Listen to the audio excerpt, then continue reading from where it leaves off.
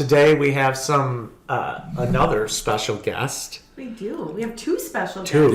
Yeah, tied to they're longtime friends of ours, but tied to our video series that we're putting out on Big Fish Contracting. They'll be one of the stories that is featured in our upcoming episode, which will probably drop tomorrow. Tomorrow.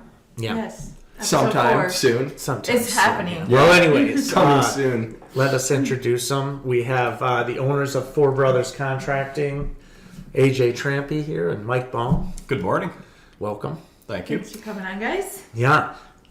So we have a long history together, known these two for a long time. AJ probably known you since you're way back. 7, 8 years old. One of the four brothers. The baby. As I tell everyone. Infamous and famous. Yep. The four brothers. Yep. And then Mike, you're a distant cousin or brother from another mother. That's right. So we have a long history together. Both of them had worked for Big Fish Contracting over the years. We'll talk a little bit about that.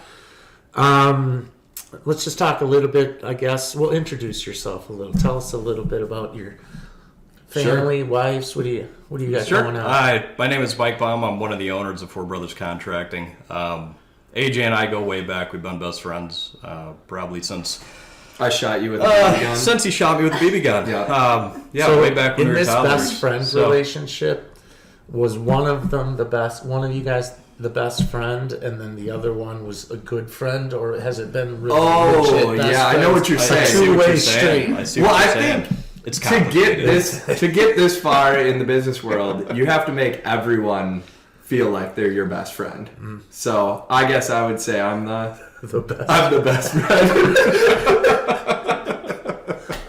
How you feel now, Mike? Teach their own. At least he has one friend at least. So continue. Yeah, we digress. You're Mike. Yeah, so AJ and myself own Four Brothers Contracting together. I guess AJ can kind of tell you a little bit more about the story.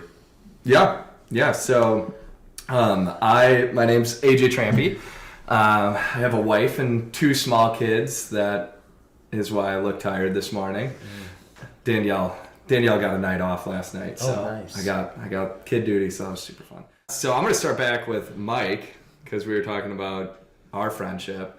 So Mike and I were friends in middle school, paintball together, started hanging out a bunch, and then I shot him with that BB gun on accident or on purpose, one or the other. But then we hung out again 5 years later in high school. After the wound healed, mentally and physically. Still go off of metal detectors. Yep. The BB's it's in line there somewhere. Yeah. It's a keepsake. Right? Yeah. He's always with you. Yes, he's always with me everywhere I go. It's a reminder. Little piece of lead. Yeah. So anyways, we're all just thinking about this. Yeah, this BB. How did this happen? For another day. Where is this BB? Yeah. Where'd you get shot? Right in the leg. Yeah. Okay. Yeah, right in the leg, point blank. Okay. Would you show the camera? For the male viewers. Please, anyone with children, now would be a good time to have them look away, Mike. Could we get an explicit tag on this podcast, please? Yeah. So, Mike and I, when in high school, we had co-op together, so we'd get out of school early and go to the Y and go to the coffee shop, and we'd always talked about, hey, maybe someday we'll own a business together. And that was, we were 18 years old, and it was just kind of a pipe dream at the time, and now here we are 14 years later running a business together, which is awesome. Yeah, so I ended up going to college, getting a marketing degree at Whitewater, worked my way through college, wrenching on cars, doing fleet maintenance, things like that. That's right after college is where I met Eric. AJ was working with Eric at the time as a ground cleaner. What do you call yourself? Groundkeeper Willie. Yeah, I picked up shingles and carried bundles. A shingle picker-upper. Yeah. Yes. And those are important too. Nowadays, you've been replaced with science, the equipter. Essential piece of machinery. Right, exactly. Essential piece of machinery. And Dang computers. so yeah, after I was introduced to Eric offered me a job at Big Fish Contracting, and so I got a little bit of experience from that. And then I actually ended up taking a job in the field that I wanted to be an entrepreneur in, which was auto technician. I always wanted to open up my own shop, which is why I got a marketing degree at Whitewater. So that was kind of the whole pipe dream. And then after a few years in the industry, becoming I guess one of the top techs, you realize you can only go so far until you have to become an entrepreneur in that field to grow and to further your career or make a career, you could say. And the overhead at the time was just, it's not doable in that industry. So that's when AJ reached out to my wife to contact me about becoming one of the four brothers. His two other brothers, right, at the time were leaving. I think Dan and Steven were already gone. I was at a point where it was just Dustin and I left. Steven's scared of heights, so it was always a rough job to start. A little tricky. Yeah, a little tricky. So he made it about a year and a half, 2 years maybe. And then Dan moved out to Colorado because he just wanted to be in the mountains. And then Dustin was the last one to go. So I knew Dustin was going to be leaving that year to start his PhD at Marquette. And it was going to be AJ roofing houses by himself with no one. So that seemed like an awful idea. Yeah. So that's when I like, okay, we've been roofing now for years, us on the roof. We need to get off of it. That's where I'm like, we both basically have nothing to lose. I have nothing. I'm not going to shingle houses by myself, so I'm going to have to find something else to do.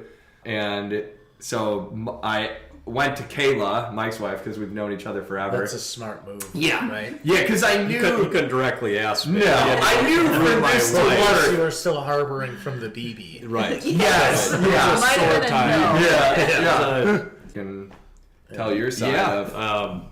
Well, yeah, I was an auto technician, and I was billing good hours, making good money. But you know, when you look forward at a career, you say, okay, how far can we go? Mm-hmm. And at that point in time, my wife at that point reached out to me and said, hey, AJ approached me today. He wants to go sit down and have coffee and talk about this job opportunity. With you or with Kayla? With both of us. Okay. And by coffee, he means beer. This was actually over breakfast. What? With beer. This was at the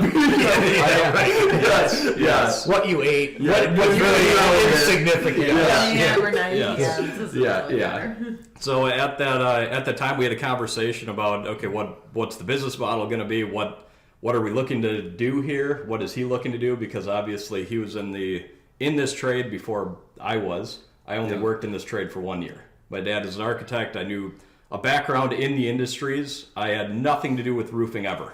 So I'm like, okay, I'm not a roofer. I can roof. I'm very mechanically inclined. I can do carpentry. But I told AJ, after 1 year, I will not be on the roof. Like, I'm not a roofer. I will be a owner of a roofing company, though.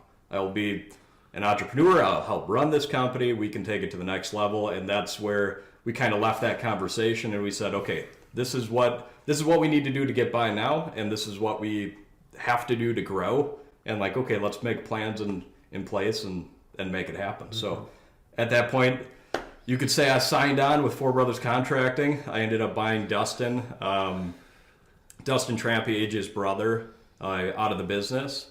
So at that time, it was a truck, a trailer, a few roofing nailers, and that's about it. So. Yeah. The rest is kind of history. We've never looked back. So. $6,000. How long he ago bought a was roofing that? company That for was $6,000.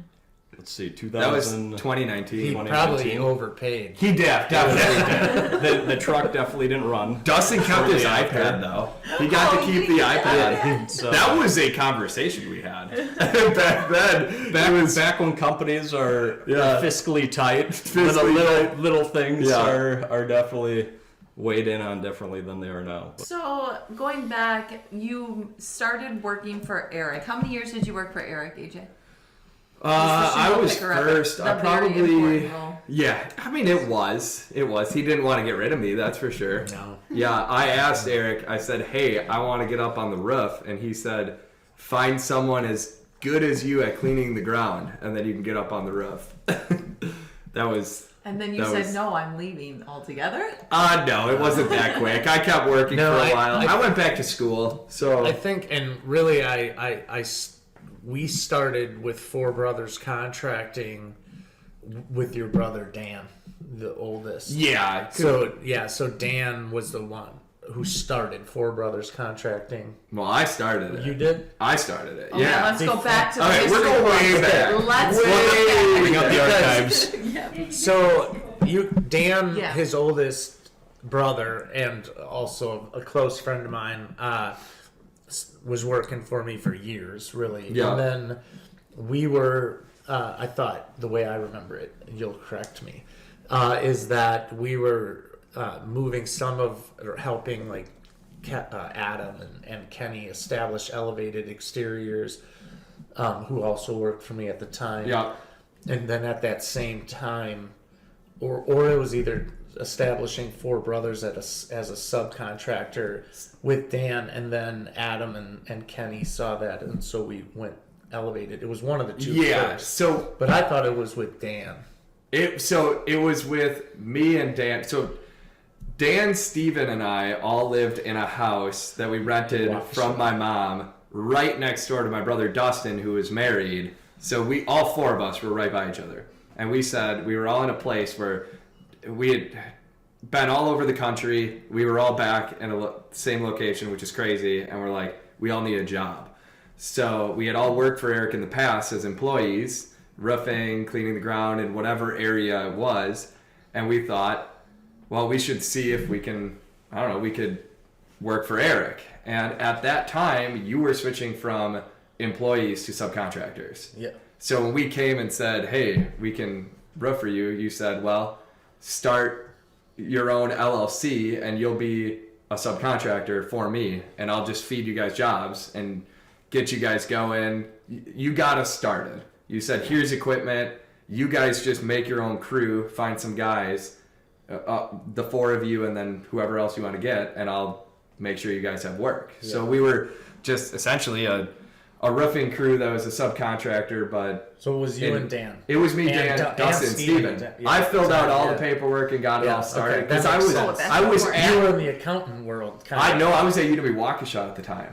But you were kind of going to school. You were kind of, that would be your gift within the Four Brothers. Sure, doing all the doing whatever. Yeah, whatever. Because you're the youngest, cleaning the ground and papers. Well, he's the youngest, so nobody wanted to do that work. Well, AJ will do it. No, the youngest. No, but We subsidized youngest support here. Dustin did that. Linnea did all of our QuickBooks Yeah. and all of that. So we just basically went to work every day, and you would give us the jobs that had a bunch of random stuff on it. Yeah. That probably all the tough stuff. It was all the hard stuff. Yeah.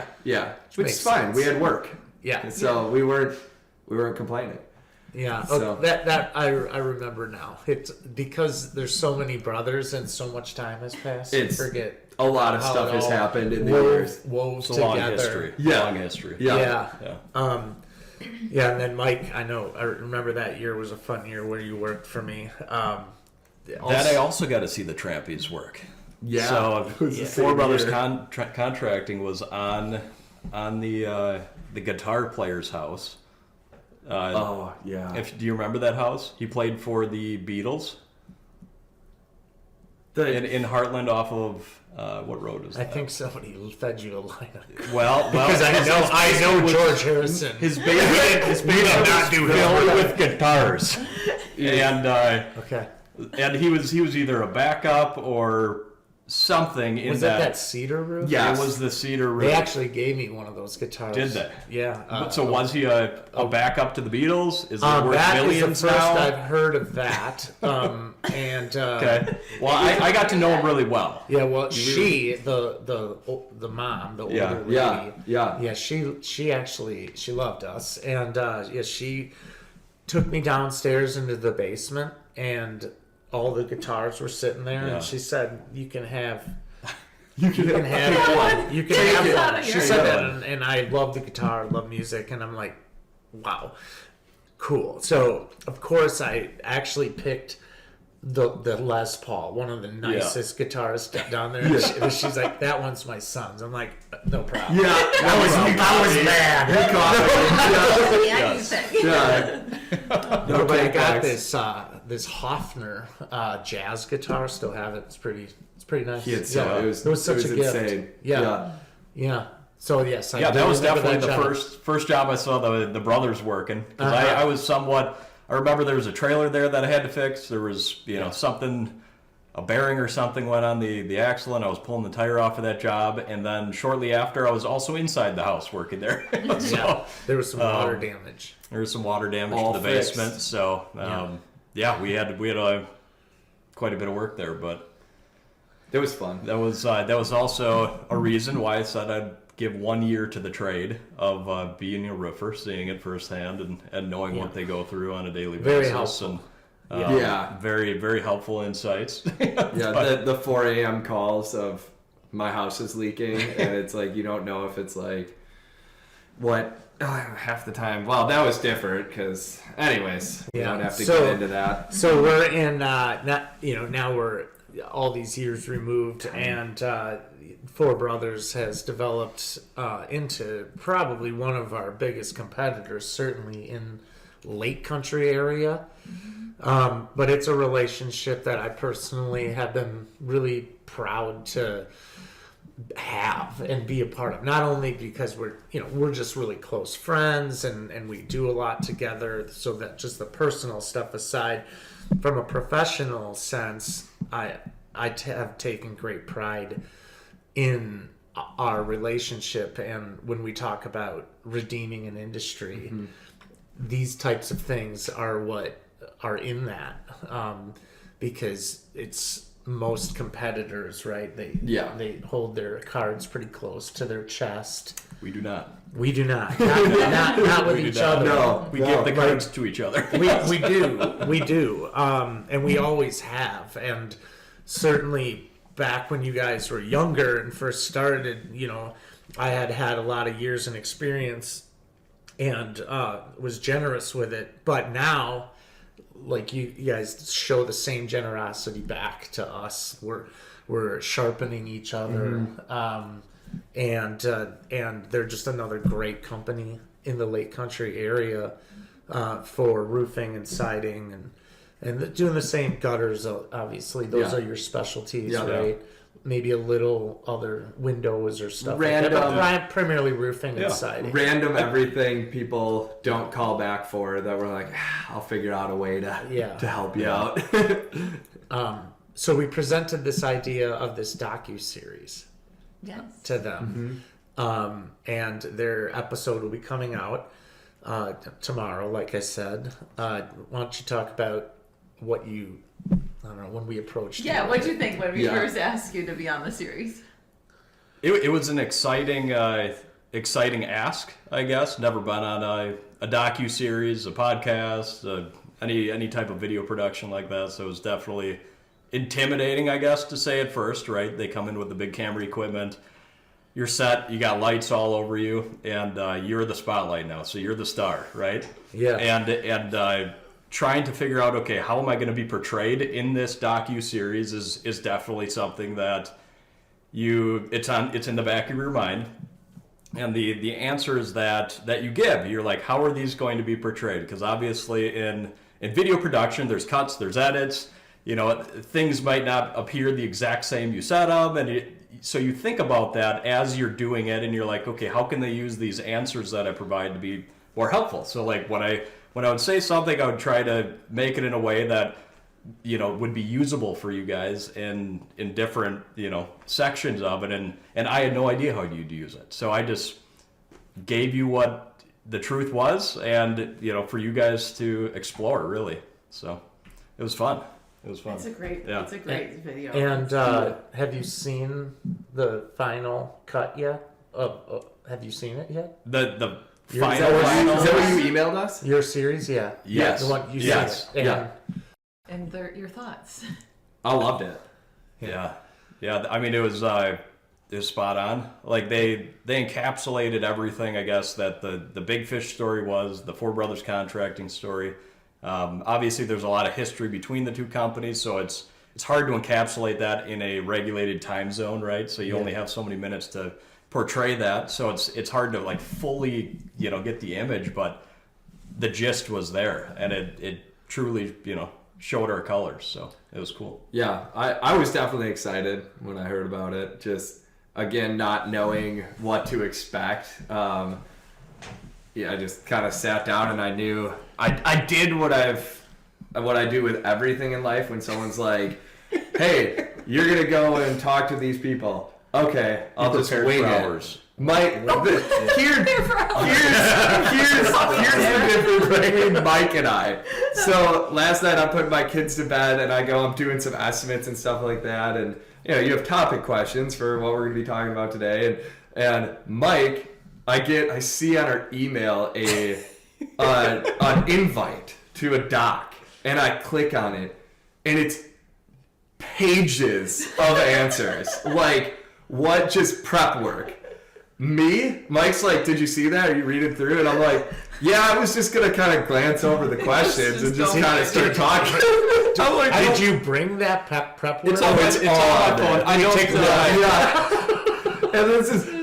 I don't like leaving things to chance. Oh yeah, it's I like being prepared. This is what makes you guys so together. Great, so great. Like, it's just all the red. He That's last answered night. all the questions. Everything that you asked of me, I did. Here, let me see. So, Wow, and in red. So Hey, just Tanya, imagine if you and I prepared. Imagine, so much better. This could be imagine good. what your podcast Would actually be. It could be entertaining. This is right. And Amber might not have to work so much because she's got to edit half. This the is stuff. why we hired Shannon in the office, is to be that barrier between Mike's information and me. So it goes through her and it gets filtered. I call Mike now. We used to just talk on the phone while we were driving to appointments and stuff. We'd have like a 2-hour phone call. It'd just be call after call. Now I call him and he's like, hey, I got to get back on this. And I was like, what's happening? What's happening? Shannon has been a blessing to our company through and through, and it allows me to thoroughly do my job. Yeah. And that is something that, as a business owner, you wear so many hats. You know this, Tanya. You know this. I mean, you just need to sit down sometimes and focus on what you're here to do. Absolutely. And Shannon has brought that light to our company, because I call her, the future Tanya. Oh, that's so sweet. We hope that she lives up to that standard, because you obviously have set a standard at Big Fish. I've done something. I don't know. You've done great, Fish, and we see it. We see Eric's care for you, and we see what you've done for the company, and we hope that is shown through Shannon eventually. And the more that we can train her, that like she's got the charismatic gift of truly caring and wanting to help people, and so that's something that you guys both encompass. And thank you. Yeah. That's So really it's very sweet. kind. Yeah. Thank you. The beauty of Shannon is this is how connected we are too. Shannon is my oldest daughter, Amber's best friend since childbirth. At babies, they met, and it's Amber's birthday today. Shout out, Amber! Happy birthday, Amber. And 30, right? So 30. 28 minus 2. Carry the 4. Round out. Yeah. So Shannon has been a part of our family her entire life. The Deeringer family, obviously with the Saws too. So, she lived with us for a few years, and so to have her, you couldn't have landed a more perfect person, and just the timing of it all. It's just it's really cool. I think the barometer is pretty high. Yeah. Tanya being the standard, but you have the person with the right if there's someone characteristics of Shannon heart. is, So that is, you can't teach those things. They either reside or they don't. And of course. Yeah, and the funny part about Shannon is AJ and I were talking, like we do every day, just kind of going over daily tasks and whatnot, and I just brought up very randomly, like, hey, we're looking to fill this position as an office manager. who do you think would be good? I said Shannon, and he was thinking Shannon at the same time, and we never talked about this. Yeah. I didn't know that Shannon was even looking for a career change. I didn't know what she had for a career right now. I had no idea. Yeah. But I did know that, Shannon, way back when she was younger, she used to take care of her dog, Sadie, in Palmyra. She used to watch her dog. She used to clean her house a little bit. So I've known Shannon's characteristics, you could say, for a long time. And so that's kind of what brought that idea together. And it's been the best idea we've had in a long time. Yeah. So bringing her on was... Which isn't really saying much. Yeah. He's got a lot of bad ideas. Okay. So like joining this podcast today. What were some of your biggest challenges you faced when transitioning from employees to business owners? Let me answer this. You come so prepared. Some might be scared to venture out into self-employment, and that's a natural feeling. Like fight or... Flight or fight. You misspelled it. Moment. Well, it was 8:45 at night. You need income to support your family, but at the same time, you feel that you've been freed from the chains of employment. Well, that's so harsh. It's true. The shackles. It's true. The big fish shackles. Oh my goodness. Okay. Hold on. There's a blank canvas ready to be painted. That is good. Bob Ross, That is man. Bob Ross. Let's get Bob Ross into this. A beautiful entrepreneur that did not get the credit he deserves. Touche. All right. Touche. I like All right. that. To me, that's the most exciting feeling, coming to work and truly enjoying what you Now do. let me explain that. So when you are an entrepreneur and when you have these thoughts, it's something that you do feel shackled when you're employed because you can't truly express what you want to do every day. Yeah. And like where you want the company to go and the different directions you want to take, new ideas you want to implement. So that's where that all kind of wrapped up into words around 8:45 after getting the kids down. Yeah. And it's Glass of whiskey. It was a glass of whiskey, sure. Yeah. Yeah. Yeah, And, that's why you misspelled some stuff. there's definitely no spell check in any of that. No, that's fine. It's absolutely not. But that's how I've always felt about being an employee, and that's why we are where we are. Yeah. And why we work, and like why we're excited to go to work every day. So. Yeah. So, what are some of your challenges that as you continue to scale and grow your business? What are some of the challenges that you're excited to address or hit? I can go. I think some of the biggest challenges are everybody that comes on to Four Brothers Contracting and starts working for us, whether an employee or subcontractor, just making sure that they fit the Four Brothers family, like that they're going to be on the same page, have the same mindset, and just being a part of the team. And every person we interview and look for, it's like we want them to know that it's not just about making as much money as possible or getting as many. It's about, like you say, redeeming an industry, doing good work, treating people the way they're supposed to be treated. Like we want kind, compassionate, caring people, hardworking, but honest. Mm-hmm. Honest is huge. That if we have a salesman out there selling something that we know the homeowners aren't going to come back and say they told me they were going to do this, this, and this, and we're not taking care of it, so that everyone's on the same page with everything. But some of the challenges are just like, the more people that you have employed by you or working for you, the more people you're looking out for. Yeah. The more you have to succeed as a business, because these people have families, and their families, they rely on these jobs. So it becomes more, it's easy when it's just, me and Mike and maybe one more guy, and we're out selling roofs and getting them done, and we care about people. We care about people. The same feelings that you have in your business that you've portrayed over all these different podcasts that you have are the same feelings that we have, and which is why we're great friends. Yeah. And which is why we share cards. It's just it's about the people. Yeah. And I don't know if it's a challenge or just like an obligation of who you are as a person. It's more of an obligation to fulfill your own I don't know the right word, but thoughts about like how the world should be ran, right? Your own world. How people should be treated. Yeah. Which is huge for us because every day, you have so many different small challenges, and they're never big challenges, but they're decisions that need to be made to do the right thing that affect people on a different scale that it might affect you. Yeah. So like if you, for instance, if you cut somebody's pay because it makes sense financially, just like on, any movie or anything that you would do, they're pay cuts, take Christmas vacation. Yeah. For example, he took out he didn't get his Christmas bonus. It affects the little people. Yeah. But in all seriousness, it does, all those little decisions every day of, hey, should I make that guy work an extra hour? He should really be spending that time at home with a family. Things like that do affect people in different ways. And so those are more of the challenges that we have on a team scale.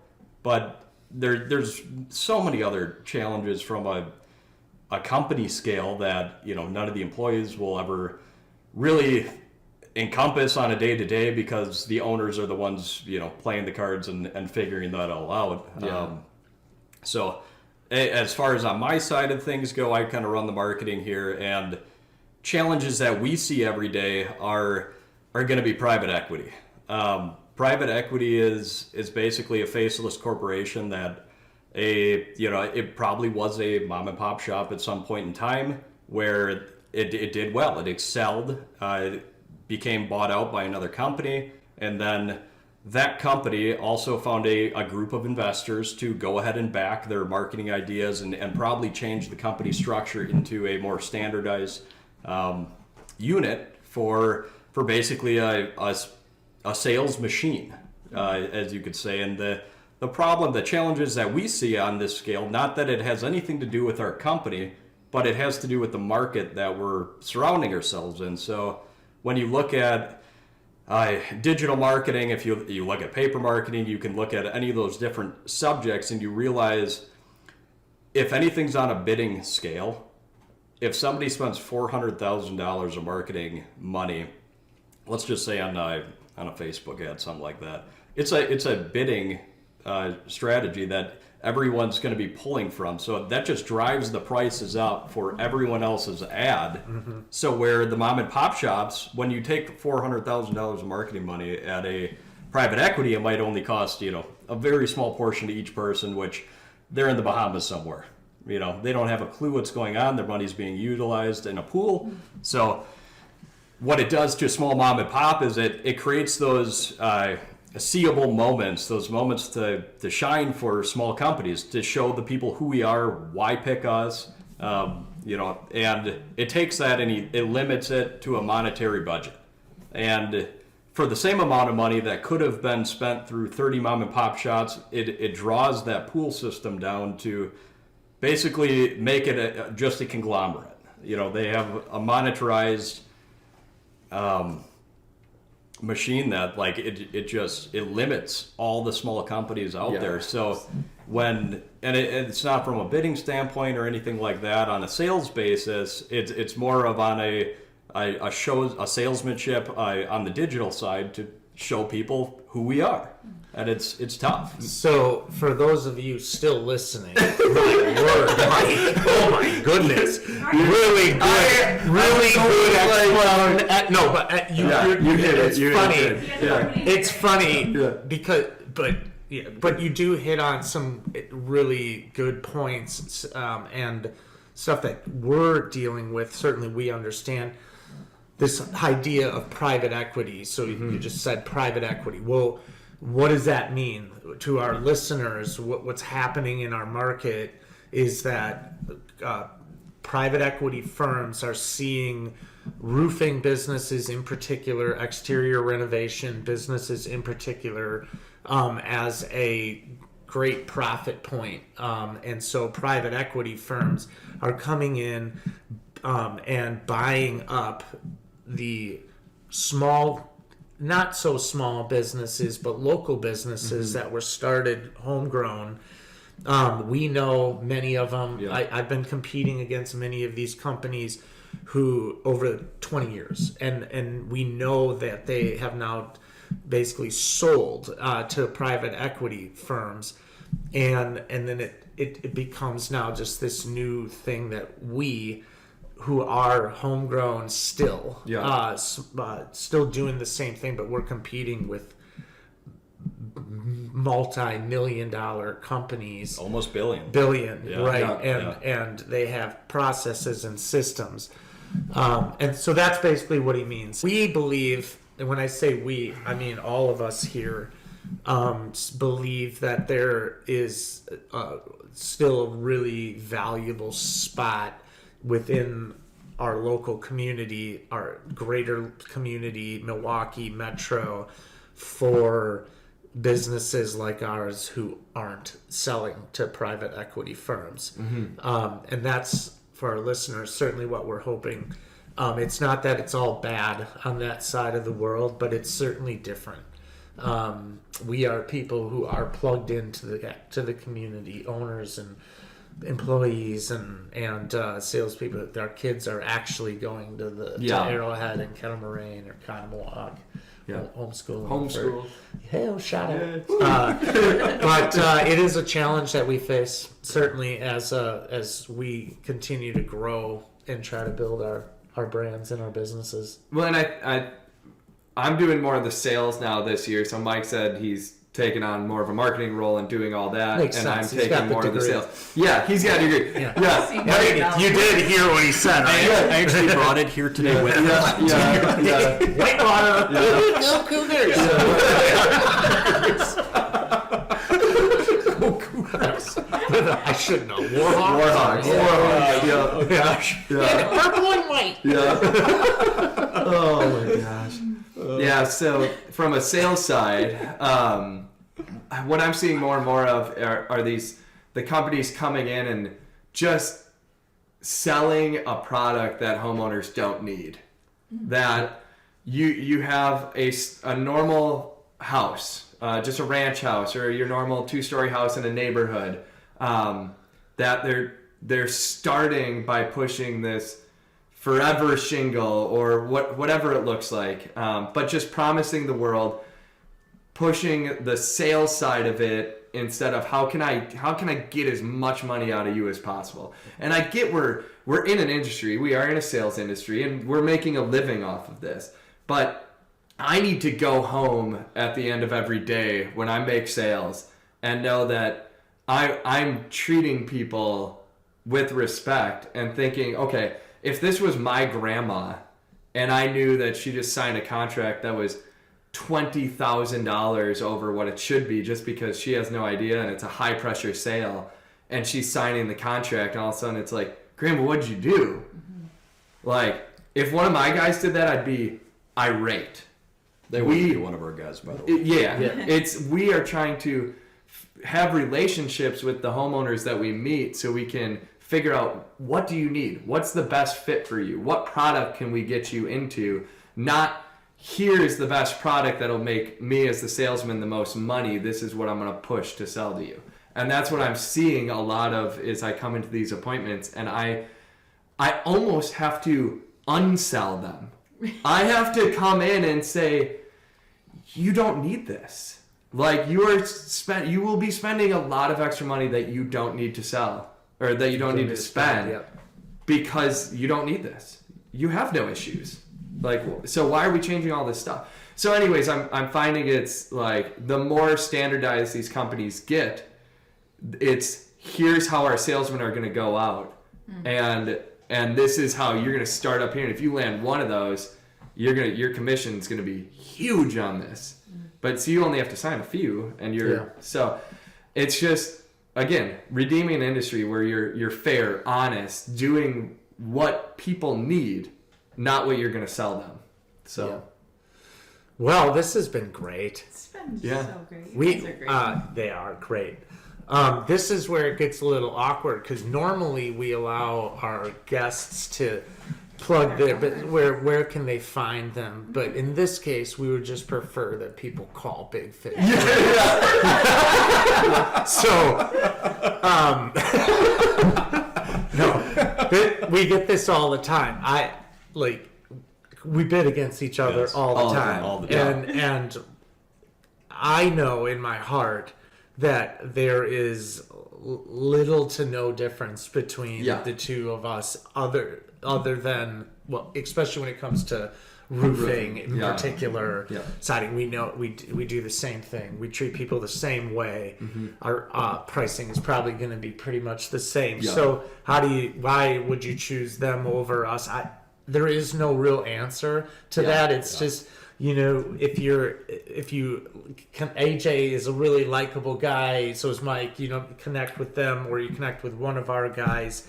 I think we have both said many, many times that if we're going to lose a job to anybody, it's to the other I would person. like it. I would feel absolutely. a little salty, but still a little savory on top of that, knowing that it's going to Four Brothers. So, how can they get a hold of you? Just look us up. They can get a hold of us. Just go ahead. Four Brothers Contracting. Four Brothers. Yeah. Four Brothers. No, you can find us FourBrothersContractingLLC.com. And like us on Facebook, Instagram, Pinterest, YouTube. Yeah. All the platforms. Watch for their video, the DocuSeries that's coming out tomorrow. So it'll be Very fun. exciting. You'll get to see a little bit closer look at them. Anybody who's taken the time to listen, we sure appreciate it. Thank you so much.